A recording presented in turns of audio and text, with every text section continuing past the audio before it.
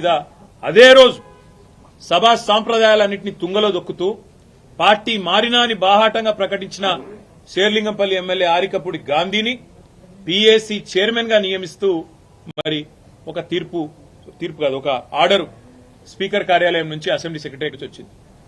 దాని తర్వాత సహజంగానే హైకోర్టును బేఖాతరు చేస్తూ సుప్రీంకోర్టు తీర్పును బేఖాతరు చేస్తూ రాజ్యాంగ విలువలకు అసెంబ్లీ సాంప్రదాయాలకు పార్లమెంటరీ పద్దతులకు అన్నిటికీ తిలోదకాలిస్తూ ఇదేం పద్దతి, అసలు ఆయన ఏ పార్టీలో ఉన్నాడు అని మా వాళ్ళు అడిగినారు.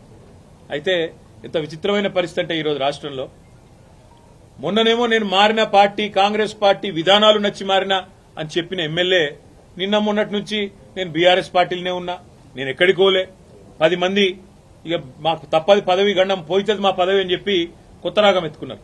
దాన్ని మా సోదరుడు ప్రశ్నిస్తే ఆయన ఇంటి మీదకి పోలీస్ ఎస్కార్ట్ పెట్టి డీసీపీలు, అడిషనల్ డీసీపీలు, ఏసీపీలు, సీఐలు ఒక గేటెడ్ కమ్యూనిటీ లోపలికి ఒక 50-100 మంది గూండాగాలు చొచ్చుకొని వచ్చి ఇవాళ ఒక ఎమ్మెల్యే ఇంటి మీద దాడి చేసే పరిస్థితి ఇప్పుడే మేము చూసినాం. ఎమ్మెల్యే గారి ఇంటి మీద దాడి చేయడమే కాదు, వారి ఇంట్లో ఉండే పెద్దలు, వారి తల్లిదండ్రులు వచ్చినప్పుడు కానీ లేదా వారి మామగారు వచ్చినప్పుడు కానీ ఉండే రూమ్, ఆ రూమ్ మీద మొత్తం అద్దాలు బలగొట్టిండ్రు. అందులో ఉన్న పెద్దలకు ఏమైనా అయ్యింటే, ఏమైనా జరిగింటే, జరగకూడదు ఏమైనా జరిగింటే ఎవడు బాధ్యుడు? రేవంత్ రెడ్డా లేకపోతే ఇక్కడ దాడి చేయడానికి వచ్చిన ఆరికపూడి గాంధీ? ఈ రకమైన గూండాగిరి, ఈ రకమైన దౌర్భాగ్యం హైదరాబాద్ 10 ఏళ్లలో ఎన్నడూ లేదు. ఒక ఎమ్మెల్యే ఇంటి మీదనే దాడి, అది ఎమ్మెల్యే ఇంటి మీదకి దాడికి వస్తుంటే ఫ్యాక్షన్ సినిమాల్లో చూపెట్టినట్టు కార్లకెళ్లి బయటికి ఏలాడుకుంటా 20 బండ్లు పెట్టుకుని లైవ్ పెట్టుకుంటా ఆడికెళ్లి ఇటు దాకా పోలీస్ ఎస్కాట్ లో వచ్చిరంటే చేతగాని ఒక హోంమంత్రి, చేతగాని ముఖ్యమంత్రి ఈరోజు రాష్ట్రానికి ఉండడం వల్లనే ఈ దౌర్భాగ్యం దాపురించింది. అసలు రేవంత్ రెడ్డి నేను అడుగుతా ఉన్నా, నువ్వు ముఖ్యమంత్రివేనా? అసలు నీకు అర్హత ఉందా? ఇవాళ హైదరాబాద్ లో నడి వీధిలో ఈ రకమైన గూండాగిరి చేస్తే రేపు జరగకూడదు ఏమైనా జరిగితే ఎవడు బాధ్యుడు? నువ్వా, నీ ప్రభుత్వమా, నీ డీజీపా? ఎవరు తీసుకుంటారని నేను అడుగుతా ఉన్నా. ఇంత దుర్మార్గమా? నీకు కనీసం హైదరాబాద్ లో లా అండ్ ఆర్డర్ కంట్రోల్ చేసే ముఖం లేదు. పేపర్లు రాస్తున్నాయి, మన ఆంధ్రజ్యోతి రాసింది 30 రోజుల్లో 28 మర్డర్లు. ఈనాడు రాస్తుంది ఈ నగరానికి ఏమైంది అని. అదేమి చేతగాదు చేసేది. హోంమంత్రి ఉన్నాడో లేడో ఎవరికి తెలియదు, ముఖ్యమంత్రి ఎక్కడున్నాడో ఎవరికి తెలియదు. ఢిల్లీకి ఎక్కే విమానం దిగే విమానం అన్నట్టు 22 సార్లు ఎక్కడూ దిగుడు తప్ప పీకిందేమీ లేదు. కనీసం హైదరాబాద్ లో శాంతి భద్రతలను కంట్రోల్ చేయలేని దౌర్భాగ్యపు ముఖ్యమంత్రి ఇవాళ ఒక ఎమ్మెల్యే ఇంటి మీదికి మాత్రం గూండాలను పోలీసులు ఎస్కాటించి పంపిన ఒక దౌర్భాగ్యపు చరిత్రహీన ముఖ్యమంత్రిగా రేవంత్ రెడ్డి మిగిలిపోతాడు. నేను అడుగుతా ఉన్నా మా కౌశిక్ రెడ్డి అడిగిన ప్రశ్ననే, ఏ పార్టీలో ఉన్నావు గాంధీ? అసలు మీ 10 మంది ఎమ్మెల్యేలు ఎవడైతే పార్టీ మారినరో, ఎవరి ఇంటింటికైతే పోయి ముఖ్యమంత్రి అనేటోడు కండువా కప్పిండో, ఫస్ట్ మీరు ఏ పార్టీలో ఉన్నారో చెప్పండి. మీకు ఇప్పటికే స్పీకర్ దగ్గర పిటిషన్లు ఉన్నాయి 10. స్పీకర్ గారు కూడా తేల్చాలా. ఇవన్నీ కాదు, ఇవేమీ లేదు, మేము రైతు రుణమాఫీ మీద అడిగితే, లేదా వరద బాధితుల తరఫున ప్రశ్నిస్తే, లేదా రైతు బంధు ఎప్పుడేస్తావని అడిగితే, మహిళా సోదరిమణులకు 2500 ఎప్పుడు ఇస్తావని అడిగితే, లేదా పెన్షన్లు ఎప్పుడు పెంచుతావని అడిగితే, 100 రోజుల్లో గ్యారంటీలు అమలు చేస్తా అన్న సన్నాసి ఎక్కడ తెచ్చిండు ముఖ్యమంత్రి అని అడిగితే తట్టుకోలేక హెడ్లైన్ మేనేజ్మెంట్ కోసం, అటెన్షన్ డైవర్షన్ కోసం ఒక దిక్కు హైడ్రా అని హైడ్రామా, ఇంకో దిక్కు ఈ రకంగా ఎమ్మెల్యేల ఇంటి మీదకే గూండాలను పంపడం అంటే దీనికంటే సిగ్గుచేటు ఇంకొకటి ఉండదు. తప్పకుండా నేను రేవంత్ రెడ్డిని అంటా ఉన్నా, చరిత్రలో నీలాంటి పనికిమాలిన ముఖ్యమంత్రులు, నీలాంటి తలమాసిన ముఖ్యమంత్రులు మస్తుగా వచ్చిండ్రు, మస్తుగా పోయినరు. పెద్ద పెద్దోళ్లతోనూ కొట్లాడినాం, చంద్రబాబుతో కొట్లాడినాం, రాజశేఖర రెడ్డితో కొట్లాడినాం, కిరణ్ కుమార్ రెడ్డితోని, రోషయ్య గారితో ఎంతో మందితో తలపడ్డాం. నువ్వు వాళ్ళందరికంటే కూడా చాలా చిన్నోడు, చిట్టినాయుడు, నువ్వు చాలా చిన్నోడవు. నేను మా దగ్గర మా భాషలో చెప్పాలంటే హైదరాబాద్ లో బుల్లబ్బాయి అంటారు నీలాంటి వాళ్ళు. ఇలాంటి బుల్లబ్బాయిలు చిట్టినాయుడులో చాలా మందిని చూసినాం. ఏం ఫరక్ పడేది కూడా ఏం లేదు, ఏం ఇంటికి కూడా వీకలేవు. కానీ ఏదో పైశాచిక ఆనందం, 4 రోజులు ముఖ్యమంత్రి పదవిలో కూర్చున్నా, నేనేందో పెద్దోడిని అయిపోయినా అనేదో ఎగిరిగిరి పడతా ఉన్నావు.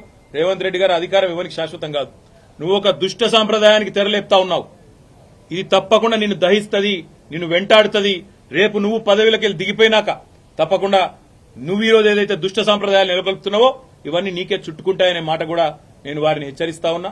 తప్పకుండా ఈ 10 మంది మీద వేటు వేయాల్సిందే. అదేవిధంగా కౌశిక్ రెడ్డి గారి ఇంటి దాకా గూండాలను తీసుకొచ్చిన పోలీసులు ఎవరైతున్నారో వాళ్ళని కూడా వదిలిపెట్టాం. తప్పకుండా అవసరమైతే కోర్టు ద్వారా పోరాడతాం, అవసరమైతే న్యాయపరమైన ప్రయత్నము చేస్తాం. డీజీపీ గారు కనుక స్పందించి ఇక్కడ ఏసీపీ సిఐ ఎవరైతే దగ్గర ఉండి మరి గూండాలను తీసుకొచ్చి గేటెడ్ కమ్యూనిటీ లోపలికి తీసుకొచ్చి ఎమ్మెల్యే ఇంటి మీద దాడి చేయించడానికి అన్ని రకాలుగా ఇక్కడ రంగం సిద్దం చేసినారో వాళ్ళని తప్పకుండా సస్పెండ్ చేయాలి, వాళ్ళ మీద చర్య తీసుకోవాలని చెప్పి కూడా నేను కోరుతా ఉన్నా.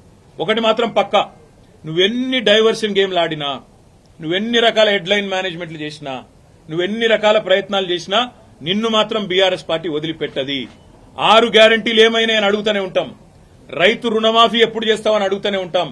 తప్పకుండా రాష్ట్రంలోని పీడిత ప్రజలు, రాష్ట్రంలోని పేద ప్రజల తరఫున మా ఎమ్మెల్యేల ఇండ్ల మీద దాడి చేసినా మా ఎమ్మెల్యేలు కూడా మేము భయపడం, తప్పకుండా నేను నిలదీస్తూనే ఉంటామని చెప్పి కూడా చెబుతూ ఇవాళ మా తమ్ముడికి సంఘీభావం చెప్పడానికి ఇక్కడ దాకా వచ్చినాం. అందరం కూడా తప్పకుండా భవిష్యత్తులో కూడా ఏ ఒక్క నాయకుడు, ఏ ఒక్క కార్యకర్త మీద ఎక్కడ ఇలాంటి సంఘటన జరిగినా అందరం కూడా అందుబాటులో ఉంటాం, అందరం కూడా తప్పకుండా తరలి వస్తామని చెప్పి కూడా తెలియజేస్తూ, మొన్న ఇక్కడికి వచ్చిన హరీష్ రావు గారిని, మా గౌరవ సీనియర్ శాసనసభ్యులందరినీ కూడా తలకొండపల్లికి తీసుకుపోయి ఇంకెక్కడెక్కడికో తీసుకుపోయి అష్టదిగ్బంధం చేసి ఎక్కడెక్కడికో తీసుకుపోదాం అనుకుంటే ఎక్కడికక్కడ ప్రజలు స్వచ్ఛందంగా వేలాదిగా ముఖ్యమంత్రి సొంత జిల్లాలోనే ప్రభుత్వానికి చుక్కలు చూపెట్టినారు. వేల మంది రోడ్ల మీదకి వచ్చినారు. అర్ధరాత్రి కూడా 10:30, 11 దాకా వేలాది మంది రోడ్ల మీదకి వచ్చి ఆ రోజు తలకొండపల్లి పోలీస్ స్టేషన్ కావచ్చు, లేదా కేశంపేట పోలీస్ స్టేషన్ కావచ్చు, ఈ ప్రభుత్వానికి పాలమూరు పౌరుషం చూపెట్టినందుకు వారికి, అదేవిధంగా నిన్న ఒక్క ఆరికపూడి గాంధీని హౌస్ అరెస్ట్ చేస్తే పోతున్నాయి కదా, దానికోసం నిన్న మొత్తం రాష్ట్రంలో వేలాది మంది బీఆర్ఎస్ కార్యకర్తలను హౌస్ అరెస్ట్ చేశారు. కానీ గాంధీకేమో ముంగట పోలీస్ ఎస్కాట్లు, మంచిగా బ్రహ్మాండంగా ఏసీపీలు, డీసీపీలు దగ్గరే ఉండి గూండాలను తీసుకొచ్చి ఇక్కడ దాడి చేపించారు. అక్కడ మాత్రం మొత్తం రాష్ట్రంలో వేలాది మంది మా కార్యకర్తల నాయకులను హౌస్ అరెస్ట్ చేయడం జరిగింది.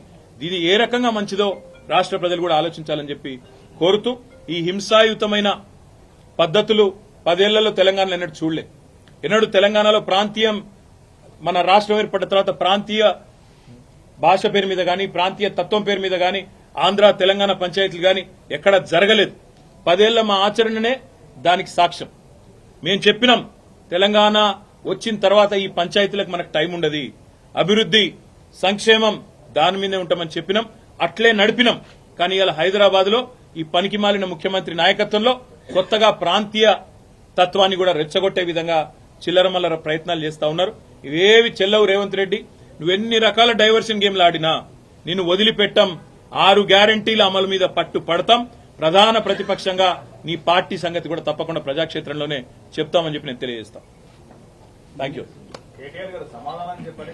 చేసిన వ్యాఖ్యలు పార్టీ విధానమా ఏమిటి, ఆంధ్రాకు సంబంధించిన మళ్ళీ అదే చెప్తా ఉన్నా. రేవంత్ రెడ్డి అనే ఒక పనికిమాలిన నాయకుడు, పనికిమాలిన ముఖ్యమంత్రి 10 ఏళ్లు తెలంగాణ ఎంత ప్రశాంతంగా, హైదరాబాద్ ఎంత ప్రశాంతంగా ఉందో మీ కళ్ళతో మీరే చూసినారు. అందుకే హైదరాబాద్ ప్రజలు మాకు కడుపు నిండా ఆశీర్వదించి ఒక్క సీటు కూడా కాంగ్రెస్ పార్టీకి ఇవ్వకుండా అఖండమైన తీర్పునిచ్చినారు. ఇవాళ రేవంత్ రెడ్డి బాధ అంతా ఏంటంటే ఈ హైడ్రా పేరు మీద కూలగొట్టుడు, హైదరాబాద్ లో లేని పంచాయతీలు ఎగేసుడు. ఎందుకంటే ఒక్కటే కారణం, హైదరాబాద్ ప్రజల మీద రేవంత్ రెడ్డి పగబట్టిండు.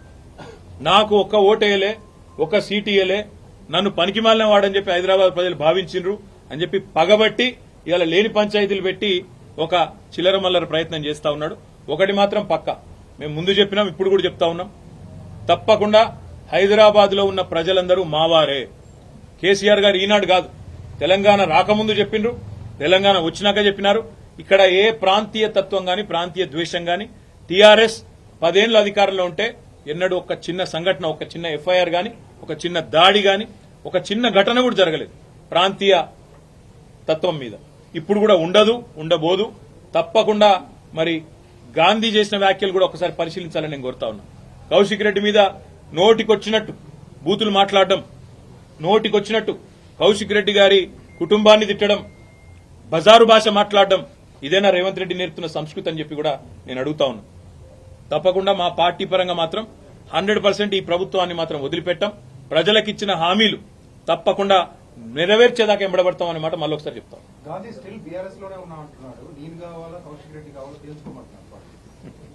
దీన్ని కామెడీ అంటారు. ఎందుకంటే మీరు అడగడంలోనే కామెడీ. నేను చూసిన ఆయన, నేను ఏదో సమావేశం పెడతా, మన్ను పెడతా అంటే విలేకరులే అడుగుతారు, ఏ పార్టీ సమావేశం పెడతావు సార్. ఇప్పుడు కొంతమంది ఎట్లయిపోయారంటే రాజకీయాల్లో కమెడియన్స్ కంటే ఎక్కువ హాస్యాన్ని పండిస్తా ఉన్నారు. ఆయననే పెట్టుకుంటాడు. నేను చేరిన కాంగ్రెస్ లా అదేదో రేవంత్ రెడ్డి ఏదో పీకి పందిరేసిండు, హైదరాబాద్ లో ఏదో చేస్తాడు, నేను అందుకే అందులో చూస్తున్నా అన్నాడు. నేను అడుగుతున్నా గాంధీని, నువ్వు మొన్న ఎలక్షన్లు ఏం చెప్పినావు శేర్లింగంపల్లి ఓటర్లకు? 9,500 కోట్ల రూపాయలతో కేసీఆర్ గారు కేటీఆర్ గారు హైదరాబాద్ అభివృద్ధి చేసిండు, మా శేర్లింగంపల్లి అభివృద్ధి చేసిండు, అందుకే ఓటు అడుగుతున్నా అన్నావు. మరి నేను అడుగుతున్నా గాంధీని, నువ్వే కదా కాంగ్రెస్ లో పోయినావు, 9,500 కోట్ల అభివృద్ధి మరి 9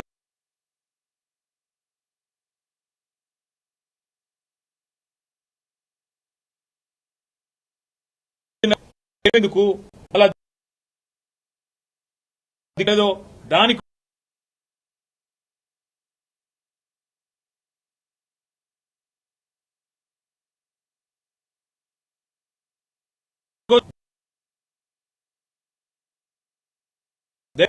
మీ ఎమ్మెల్యే ఏ పార్టీలు ఉన్నాడు అనే మాట మీరు ఒక్కసారి ఒక రౌండ్ 11 డివిజన్లు ఉన్నట్టున్నాయి ఇక్కడ, తలా ఒకటి 10 డివిజన్లు ఉన్నాయి, తలా ఒక డివిజన్ పంచుకోండి, ఆ డివిజన్లోని ఓటర్లను అడగండి, మీరు గెలిపించిన మీ ఎమ్మెల్యే ఎక్కడ ఉన్నాడు, ఏ పార్టీలో ఉన్నాడో అడగండి. దాని ప్రకారం మనం స్పీకర్ గారికి కూడా అదే రిపోర్ట్ మీరు ఇవ్వండి. తద్వారా స్పీకర్ గారికి కూడా చాలా క్లారిటీ వచ్చి కళ్ళు తెరుచుకొని ఆయన తీర్పు జల్దీ తీసుకుంటారని నేను అనుకుంటాను.